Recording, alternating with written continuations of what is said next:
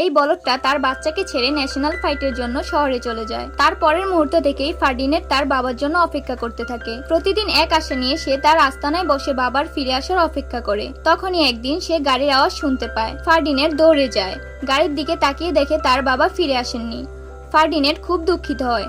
তখনই অন্য একটি বলদ ফার্ডিনেটকে বলে যে তার বাবা আর কোনোদিন ফিরবেন না। তখনই একজন লোক বাইরে থেকে বাচ্চাটিকে দেখে ধরতে শুরু করে, কিন্তু ফার্ডিনেট এখন আর সেখানে থাকতে চায় না এবং তাই তার সর্বশক্তি দিয়ে বেরিয়ে পালাতে শুরু করে।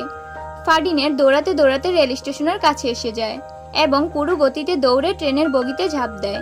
এবার সে সেই লোকগুলোর থেকে অনেক দূরে চলে যায়।